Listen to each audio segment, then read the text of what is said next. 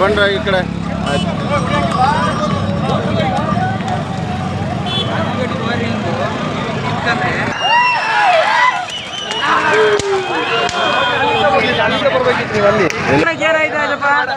ಏನ್ ಹೇಳ್ಬೇಕು ಹೇಳ್ರಿ.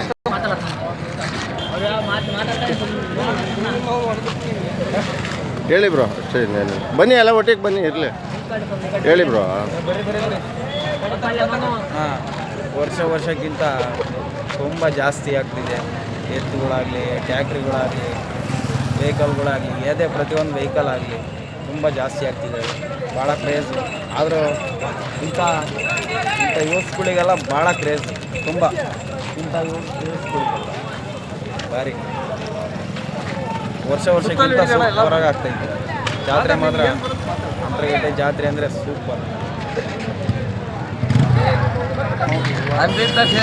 ಜಾತ್ರೆ ಮಾಡಿರೋ ಅಂತ ಅವನ ಹೆಸರು ಹೇಳ್ರಿ. ಏನಾರು ನಿಮಗೆ ಹೆಂಗೆ ಕಸ್ಟಮರ್ ಹೆಂಗೆ ಆಗ್ತಾರೆ ವ್ಯಾಪಾರ ಜಾತ್ರೆಯಲ್ಲಿ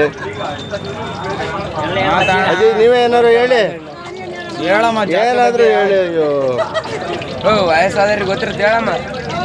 ನಿಮಗೆ ವರ್ಷಕ್ಕಿಂತ ಜಾಸ್ತಿ ಜನ ಅಂತ ಹೇಳು. ನೀವೇನಾರು ಹೇಳೋಣ ಬೋಂಡ ಬಿಡ್ತಾ ಇದ್ದೀರಿ ಏನಾರು ಹೇಳ್ಬೇಕಣ್ಣ ಮಾತಾಡ್ತಾ ಇದ್ದೀರಿ. ವ್ಯಾಪಾರದಲ್ಲಿ ಬಿಸಿ ಇದ್ದಾರೆ. ದುಡಿಮೆ ದೇವರು ಒಂದು ವಿಡಿಯೋ ಮಾಡ್ತಾ ಇದೀವಿ ಮಾತಾಡು.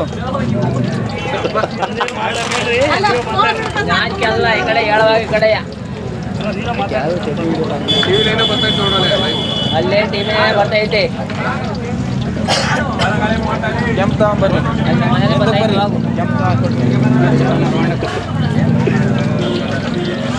ನಮಸ್ತೆ. ಜೈ ಜೈ ಕರ್ನಾಟಕ ಮತ್ತೆ ಅಂತರಗಟ್ಟೆ ಮುಗಿ ಜೈ.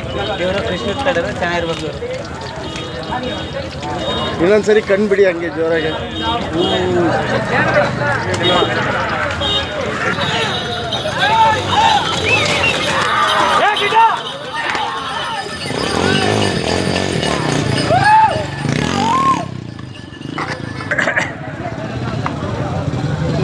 ನಿಜವಾಗ್ಲೂ ಇದು ಅದ್ಭುತವಾದ ಜಾತ್ರೆ.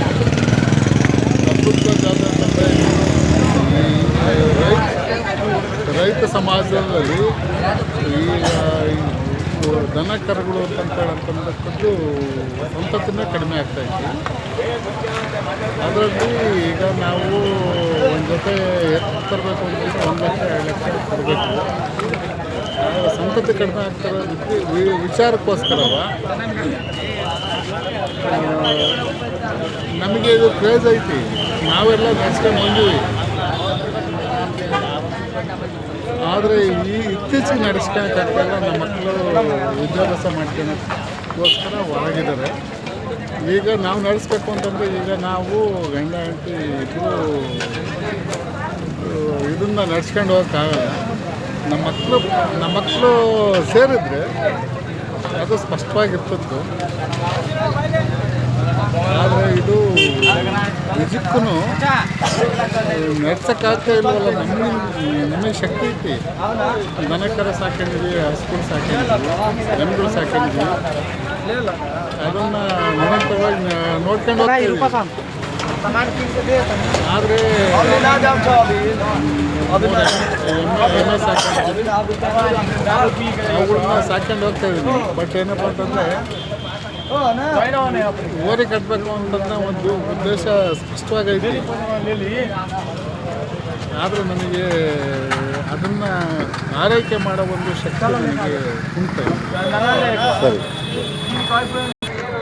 ಹೇಳಿ ಸರ್. ಅಣ್ಣ ದಾವಣಗೆರೆ ನಾವು ನಮ್ಮ ಫ್ರೆಂಡು ಜಾತ್ರೆ ಬಗ್ಗೆ ಭಾಳ ಹೇಳೋಣ, ಬರೋಕ್ಕೆ ಟೈಮ್ ಸಿಕ್ಕುತ್ತಿಲ್ಲ. 3 ಗಂಟೆ ಟ್ರೈನ್ ಹತ್ತಿಗೆ ಬಂದೆ. ಜಾತ್ರೆ ಬಂದ್ಮ್ಯಾಗ ಅನಿಸ್ತಾನ ಬಂದದ್ದು ನನಗೆ ಸಾರ್ಕಾತು. Okay done.